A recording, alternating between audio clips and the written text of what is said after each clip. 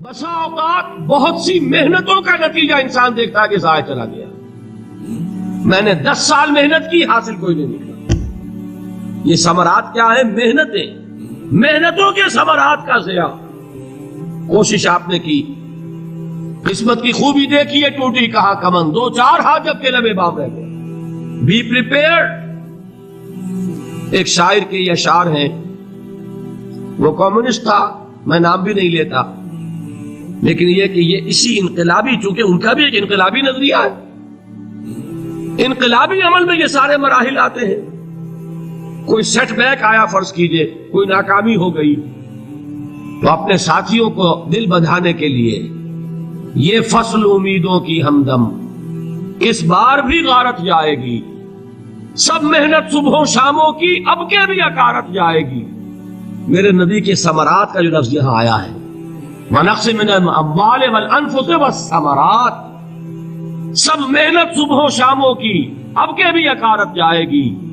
دھرتی کے کونوں کھدروں میں پھر اپنے لہو کی کھاد بھرو، پھر مٹی سینچو اشکوں سے، پھر اگلی رت کی فکر کرو، پھر اگلی رت کی فکر کرو، جب پھر ایک بار اجڑنا ہے.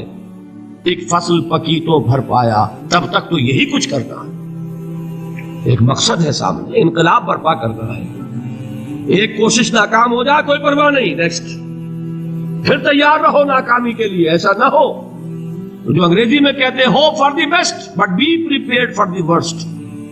ایسا نہ ہو کہ دوسری مرتبہ ناکام ہو کے بددل ہو جاؤ، تمہاری ہمتیں جواب دے جائیں. نہیں، پہلے سے تیار رہو کہ دوسری مرتبہ بھی ناکامی آئے تو آئے، لیکن جب تک کہ کامیابی حاصل نہیں ہوتی ہمیں یہ کام کیے چلے جائیں. دیکھیے سیرت میں آیا کہ نہیں یہ واقعہ. بدر میں مسلمانوں کو فتح ہوئی تو احد میں زک پہنچی کہ نہیں؟ 70 صحابہ شہید ہوئے کہ نہیں؟ اگر ان کی ہمتیں جواب دے جاتی تو گاڑی کیسے چلتی آگے؟ تو فرمایا وَلَنَبْلُوَنَّكُمْ بِشَيْءٍ مِّنَ الْخَوْفِ وَالْجُوعِ وَنَقْصٍ مِّنَ الْأَمْوَالِ وَالْأَنفُسِ وَالثَّمَرَاتِ. ہم تمہیں لازم آزمائیں گے، خوف کی کیفیت سے، فقر و فاقے کی کیفیت سے، بھوک سے، جان کے نقصان سے، مال کے نقصان سے، محنتوں کے حاصل کے ضائع ہو جانے سے. وَبَشِّرِ الصَّابِرِينَ، اور اے نبی بشارت دیجئے صبر کرنے والوں کو.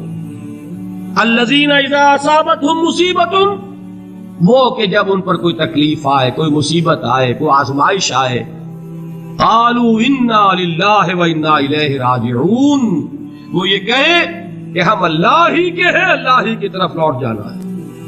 یہ وہی انداز ہے جو میں نے فارسی کا شعر سنایا تھا آپ کو کہ سرے تسلیم خم ہے جو مزاج یار میں آئے. وہ ہمارا مولا ہے، ہمارا آقا ہے. اگر اسے یہی منظور ہے تو ہمیں بھی یہی منظور ہے. میں نے تسلیم و رضا کی بات کی تھی نا، آپ کو کچھ شعر سنائے تھے. ایک شعر اور سنیے، اور یہ کس کا ہے؟ محمد علی جوہر کا. ایک مرتبہ جیل گئے، ان کی ایک بیٹی جوان بیمار ہوئی، فوت ہو گئی. باہر چھوڑا انگریز نے، جاؤ بھائی دفن کر دو بیٹی کو. دوسری مرتبہ جیل گئے، دوسری جوان بیٹی اسی مرض میں مبتلا ہوئی. اب یہ جیل میں ہے، خبر پہنچی کہ دوسری بیٹی کے اوپر بھی اسی مرض کا حملہ ہوا ہے.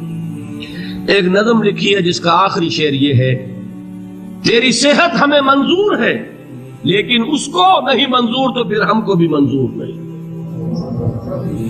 یہ ہے، جب تک یہ کیفیت نہ ہو اس میدان میں آدمی ثابت قدم نہیں رہ سکتا کہ میرے رب کو اگر یہ منظور ہے تو یہی مجھے منظور ہے، اور تیری صحت ہمیں چاہیے تو ضرور، لیکن ہمارے رب کو منظور نہیں تو ہمیں بھی منظور. راضی برضائے رب. وَبَشِّرِ الصَّابِرِينَ الَّذِينَ إِذَا أَصَابَتْهُمْ مُصِيبَةٌ قَالُوا إِنَّا لِلَّهِ وَإِنَّا إِلَيْهِ رَاجِعُونَ.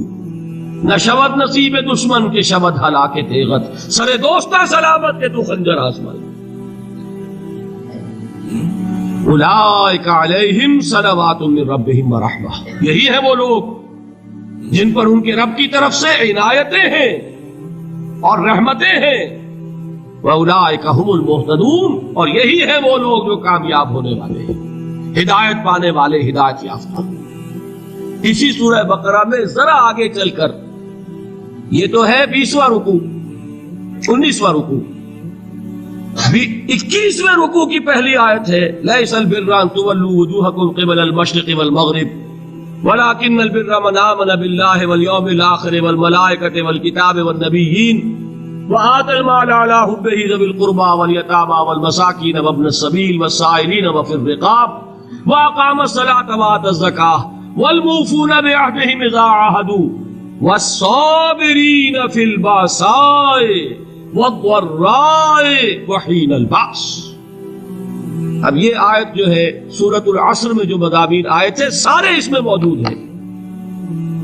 وہاں ایمان کا لفظ آیا, یہاں 5 ایمانیات کی تفصیل آ گئی, اعمال کی تفصیل آئی, اور آخری بات وہاں کیا ہے وتواصوا بالصبر, اور یہاں کیا ہے والصابرین فی البأساء والضراء وحین البأس.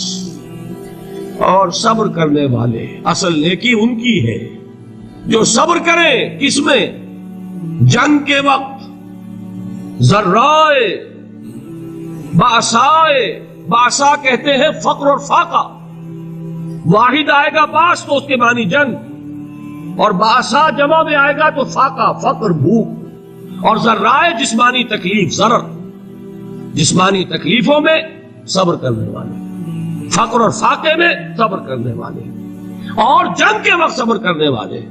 اولئک الذین صدقوا واولئک هم المتقون.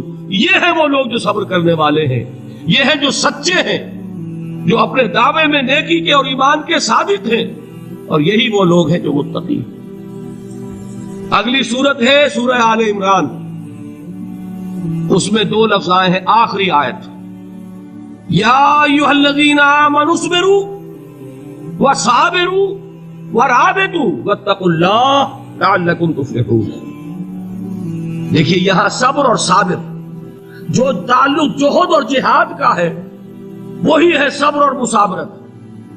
صبر ایک طرفہ عمل ہے, آپ جھیل رہے ہیں, برداشت کر رہے ہیں, صبر علی المعصیہ, صبر علی الطاعہ, صبر علی الابتلاء, یہ سب کیا ہے صبر.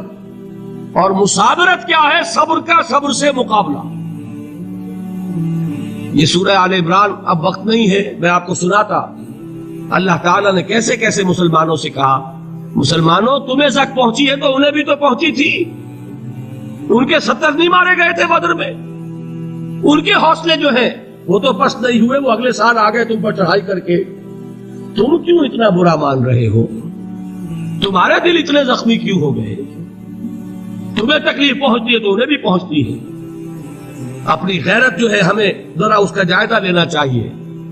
لوگ باطل نظریات کے لیے کتنی قربانیاں دے رہے ہیں, لوگ باطل چیزوں کے فروغ کے لیے کتنی محنتیں کر رہے ہیں. جیسا کہ میں نے ابھی کہا تھا, اسی غیرت کو چیلنج کرنے کے لیے, ذرا آپ کی حمیت دینی کو جوش دلانے کے لیے, قادیانی نوجوان کتنی تعداد میں اپنے آپ کو دین کے لیے وقف کرتا ہے, اور آپ کتنے نوجوان ہیں جو اپنے آپ کو دین کے لیے وقف کرتے ہیں, اور وہ کھاتے پیتے گھرانوں کے لوگ. یہ نہیں ہے کہ اگر کوئی اور کام نہیں کر سکتا تو پھر یہ ہے کہ وہ دین کے کام میں لگ جائے. باصلاحیت لوگ, کھاتے پیتے لوگ, ذہنی استعداد رکھنے والے لوگ, اونچے گھرانوں کے لوگ, وہ وقف کریں اپنے آپ کو دین کے لیے. اس کے بغیر کیسے باہر آ جائے گی, کیسے رونق آ جائے گی. تو دنیا میں باطل نظریات والے جو ہیں, یہ بات کہی گئی ہے, مسلمانوں تم اگر توحید کے لیے لڑ رہے ہو, دیکھتے نہیں ابو جہل کو, اس نے گردن کٹوائی ہے شرک کے لیے, شرک کے لیے گردن کٹوائے, اور تم توحید کے لیے گردن کٹوانے کو تیار ہو. اس نے گردن کٹوائی کہ نہیں کٹوائی, اور کس طرح کٹوائی ہے, کیونکہ بڑا متکبر قسم کا, فرعون قسم کا شخص تھا. جب گردن کاٹنے لگے تو کہتا ہے ذرا نیچے سے کاٹنا, تاکہ جب تم نیزے کے اوپر چڑھاؤ میرے سر کو تو اونچا نظر آئے, معلوم ہو سردار کا سر. وہ بدبخت مرتے ہوئے بھی جو اس کی کیفیت تھی نا, اس کو ذہن میں رکھیے. تو یہ اس لوگوں نے قربانیاں دی, جانے دی. تو فرمایا اگر تم ان سے زیادہ قربانی نہیں دو گے, جو نوٹ کر لیجئے اس کو, مجرد اگر حق کو غالب کرنا اللہ کے ذمے ہو تو آنے واحد میں غالب کر دے گا, تمہیں تکلیف ہی دینے کی ضرورت ہے. سمجھ رہے؟ کیا اللہ کے مقابلے میں کوئی باطل کی طاقت ٹھہر سکتی ہے؟ یہ تمہارے ایمان کا امتحان ہے، یہ تمہارے خلوص کی آزمائش ہے، یہ تمہارے امتحان کا ثبوت درکار ہے کہ اللہ تعالیٰ دیکھنا چاہتا ہے تم اس کے لیے اپنی جانیں قربان کرنے کو تیار ہو کہ نہیں، تم اس کے لیے تن من دھن لگانے کو تیار ہو کہ نہیں۔ اور یہ جان لو کہ اگر کفار اور مشرکین اور ملحدین اور باطل نظریات والے وہ جو کچھ قربانیاں اپنے باطل نظریات کے لیے دے رہے ہیں ان سے زیادہ اگر تم نہیں دو گے تو حق غالب نہیں ہوگا۔